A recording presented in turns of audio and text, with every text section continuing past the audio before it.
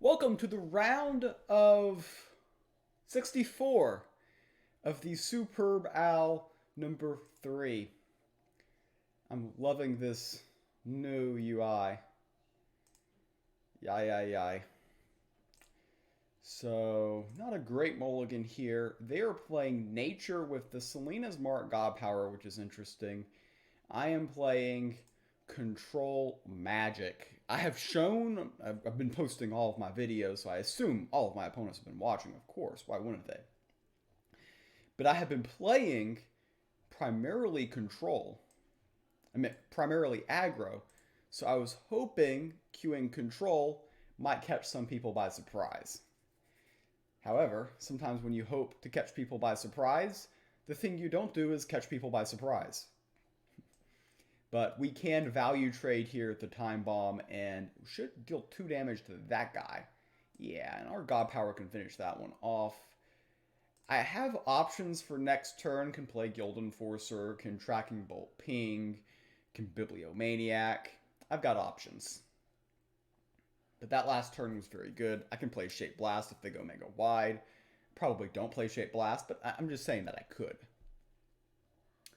Okay, Blizzard Bolt here. I'm kind of just going to say I've got 2 Shape Blasts in hand. I don't mind if they go a little bit wider against me. So I'm going to go ahead, draw a couple of cards here, and get the card draw generation going. Love drawing the Ley Horde with a very large hand indeed. So they're going to be able to pick off the board if they would like. Okay, so they don't really expand wider, and we're okay with that. I can indeed play Ley Horde Hatchling and peel the board if I would like. They're going to go ahead and make that a buff broccoli. Very respectable. A lot of options this turn. Let's see. I think I just want to peel this. Tracking Bolt, Blizzard Bolt is solid. I think Tracking Bolt plus Ley Horde's best because it gets the cost reduction for cards in hand, and we're going to be dumping some cards from our hand. We're okay if they just trade here, and if they use removal to kill this, that's even better. Yeah, we are happy to bait that Lightning Strike on the Ley Horde sitting there with a Guild Enforcer and a Stormstress in hand. Very happy to see that. So they've got a 2-wide board. This isn't super great, but we're going to go ahead, peel the 2 minions, because I feel like they're sitting on a Sudden Bloom a lot of times there, and I think getting that off the board was good, and then they do that. So then I look slightly more questionable with my decision making.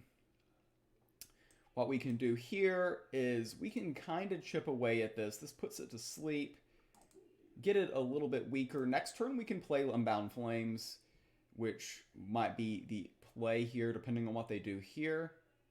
Otherwise, maybe just Flame of the Second Shattering. I'm not super eager to get out the Guild Enforcer or Stormstress with this in play, obviously. So that minion is asleep. They might be trying to attack with it. People forget that Blizzard Bolt does put minions to sleep now. It didn't used to. Okay. Yeah, pretty solid there. Get this in play. But the Unbound Flames will indeed kill 2 minions here. So we'll go ahead and power the Unbound Flames. I can Shape Blast and Ping. But I'm going to go ahead and give up the Unbound, go to the face here. Peels both minions. We've got the City Planner coming out next turn with the Stormstress, Guild Enforcer type lines. And we can still deal with the wide board with the Shape Blast if they ever do that. Okay, the Fallen Star, not super annoying. I can play the City Planner, and I think that's good enough here. If they Wildfire, we have Shape Blast, so we're not too concerned about that. Let's just get out our good minion and start to apply some pressure in this game. These can pick away at these. However, yeah, so they can kill both ramparts. This does set up the Stormstress to kill all those Badgers, though. So we've kind of orchestrated this very nicely.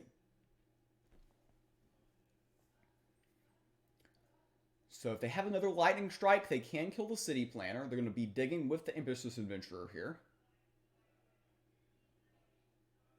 The Stormstress being able to kill all 3 badgers while putting another body on the board is very nice.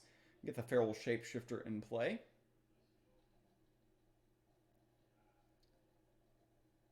Alright, Star Shard Bolt's pretty solid, but we're just going to play the Stormstress. These probably destined to trade. They could have something like a Sudden Bloom here, but it's really hard to get a lot of value out of Sudden Bloom in the situation from their standpoint. Because they usually can't get by Stormstress and get Frenzied here. I can buy from the Sanctum if I would like, but, I mean, not really super eager. Most of their minions aren't going to be hidden, so Valka's Discovery is somewhat sus. There's some scenarios where we want the Archer and some scenarios where we want the Shield Maiden, so I'm not going to commit. They've got 1 favor. I guess I should be somewhat worried about Celestial Stag combining the favor. They do have the Sudden Bloom, and I'm happy that they're only getting that kill. The Star Shard finishes this off very easily. I can go face for 7. They can find the concede button, and we win game number 1. Welcome to game number 2. We are playing Control Deception, keeping up with kind of my tricky theme. They are playing Nature again. Slightly surprised they requeued, but maybe I shouldn't be. We've got the turn 1 Pickpocket. Lethargy Mage works very well with Bound by Her Will. Those two are kind of thematic together. So we're going to keep this. Bound by Her Will is so strong against a lot of their Marshwalker type opens as well. So a very good hand here. We've got the early Pickpocket, followed by Armor Lurker, and these coming out a little bit later. Very good hand. This could bait a Canopy Barrage as well. Could give me information about their hand as well. Okay, the early Wild Hog. I'm feeling very good about the turn 2 Armor Lurker. Don't feel good about drawing Counterfeit. A little bit of inside information. I put Counterfeit in this deck anticipating a different matchup.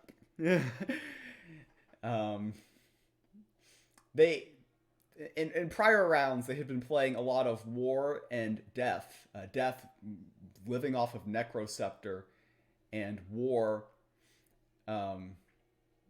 having tons of targets for relic removal. So with that in mind, I decided that, hey, I would tech for that. And sometimes that works, sometimes it doesn't. Bound by Her Will on Marshwalker is just such a solid target, and it feels really, really bad for the Nature player when that happens. And already getting the 1 hit there with this. We knew that they had the Rhino, and the Rhino does pose some problems for us because it's big, and it can just eat here, eat here. We're just going to play our own Rhino here and just ignore it and go face. Might be baiting a Lightning Strike here. I would love a tiny minion that I could steal, maybe hit with a Lethargy Mage, Umber Arrow type of situation. We can definitely use Umber Arrow to get rid of that Marshwalker. He's going to try to do something productive and flat out misses. Alright here, so Umber Arrow into the Marshwalker, that is portion number 1 of our turn every single time here.